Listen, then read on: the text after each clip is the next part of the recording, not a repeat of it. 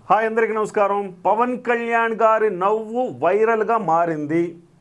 బహుశా ఆ నవ్వు చూసిన తర్వాత చాలామందికి దాంట్లో చాలా అర్థాలు వెతుక్కునే అవకాశం ఉంది. అలాంటి నవ్వు నవ్వారు ఆయన.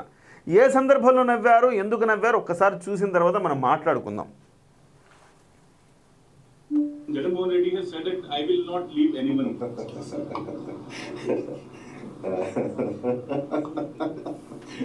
That's fine. Let's see. అది అంటే జగన్మోహన్ రెడ్డి గారు ఎవరిని వదిలేది లేదు అన్నారు కదా, దానికి మీ కామెంట్ ఏంటంటే ఆయన నవ్విన నవ్వు అది. అంటే ఏంటి మీ అర్థం? ఉట్టికెక్కలేనమ్మా స్వర్గానికి ఎక్కుతుందా అన్నట్టుగా 11 సీట్లు వచ్చినాయి, కనీసం అసెంబ్లీలోనే కూర్చోవట్లేదు, కానీ ఇంతంత బారు మాటలు మాట్లాడుతున్నాడు అని పవన్ కళ్యాణ్ గారు అన్నట్టు అర్థమా? లేకపోతే అసలు నెక్స్ట్ టైం మీరు అసలు అధికారంలోకి వచ్చే అవకాశం ఎక్కడుంది జగన్మోహన్ రెడ్డి గారు అని మన వెటకారంగా నవ్వారా? అది వెటకారమా, మమకారమా, హాస్యమా ఏంటి అనేది చాలామందికి అర్థం కావట్లా. మీరు కూడా కామెంట్లో తెలియచేయండి. అసలు జగన్మోహన్ రెడ్డి గారు ఏ సందర్భంలో ఏమంటే పవన్ కళ్యాణ్ గారు ఇలా రియాక్ట్ అయ్యారనేది ఒకసారి మనం చూద్దాం. జగన్మోహన్ రెడ్డి గారు ఏమన్నారో ఒక్కసారి చూద్దాం. ప్రతి కార్యకర్తకు నేను ఒకటే చెప్తా ఉన్నా, ఎవడెవడైతే మీకు అన్యాయం చేశాడో పర్వాలా, అన్యాయం చేయండి, చేయించుకుంటాం, టైం మీది, కానియండి, కొట్టండి అని చెప్పండి. ఆడు ఎవడేం చేస్తా ఉన్నాడో పేరు రాసుకోండి. రెడ్ బుక్ అని నేను చెప్పను, కానీ పేరు ఎందుకంటే ఆల్రెడీ లోకేష్ రెడ్ బుక్ అని చెప్పేసారు. ఇది ఏదో బ్లూ బుక్ అని చెప్పొచ్చుగా. రాసుకోండి, మీరు ఏ బుక్ లో రాసుకున్నా పర్వాలా, పేరైతే మీరు రాసుకోండి. దాని తర్వాత మాత్రం అన్యాయం చేసినోనికి సినిమా మాత్రం మనం చూపిస్తామని. అది అన్యాయం చేసినట్టు సినిమా చూపిస్తారు. ఇదే ఊరికే అధికారం పోయినప్పటి నుంచి జగన్మోహన్ రెడ్డి గారు చెప్పే మాటలే ఇవ్వండి, బెదిరింపులు బెదిరింపులు బెదిరింపులు. ఎందుకంటే వాళ్ళు చేసిన తప్పుల మీద దొరికిపోతున్నారు, పోలీసులు అరెస్ట్ చేస్తున్నారు, కాబట్టి పోలీసుల్ని బెదిరించే ఒక ప్రయత్నం చేస్తున్నారు. సో ఎన్నిసార్లు చెప్పాడు ఈ మాట? ప్రతి సందర్భంలో చెప్పడమే.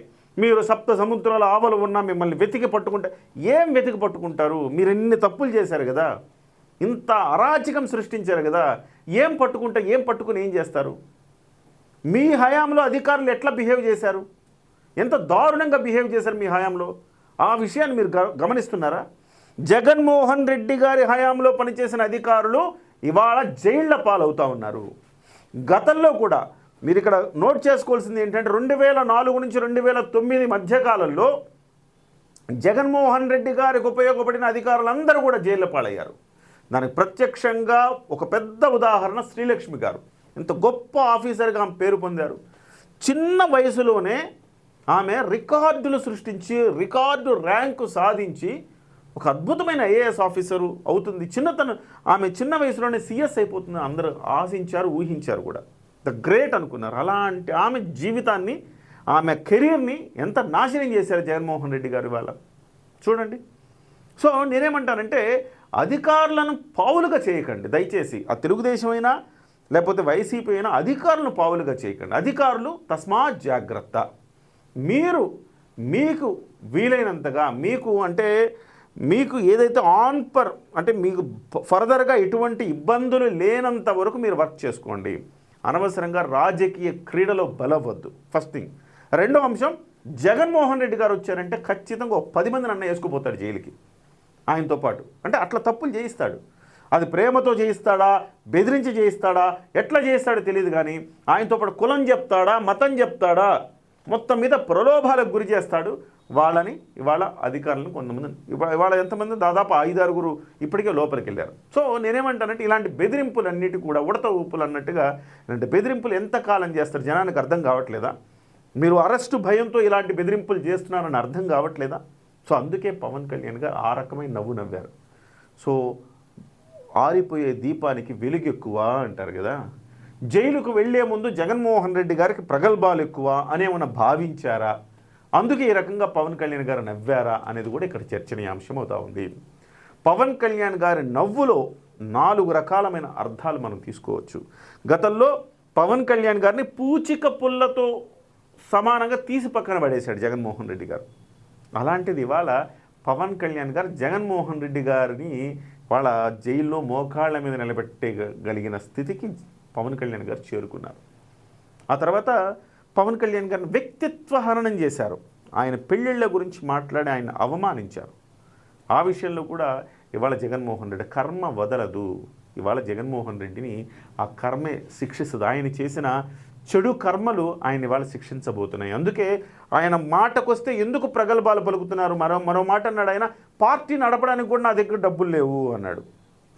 1000 కోట్లు మీరు తీసేసుకున్నారా మద్యం కుంభకోణాలంటే నా దగ్గర ఎక్కడున్నాయి డబ్బులు, పార్టీ నడపడానికి కూడా డబ్బులు లేవన్నా. నిజంగా పార్టీ నడపడానికి డబ్బులు లేకపోతే నిజంగా నీ కార్యకర్తలు నమ్మితే నీతో ఉండరు. ఫస్ట్ థింగ్ అదొక రాంగ్ స్టేట్మెంటు.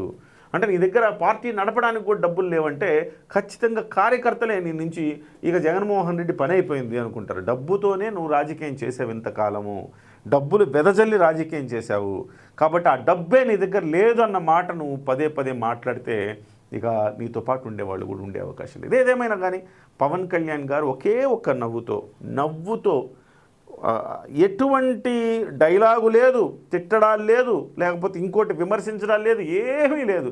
సింపుల్గా ఒకే ఒక్క నవ్వుతోటి జగన్మోహన్ రెడ్డి గారిని ఒక రకంగా చెప్పాలంటే అతపాతాళానికి తొక్కేశాడు మరొక్కసారి.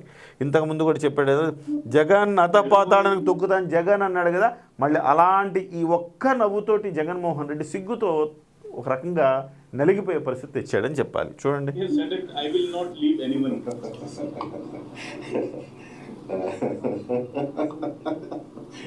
That's fine. Let us see.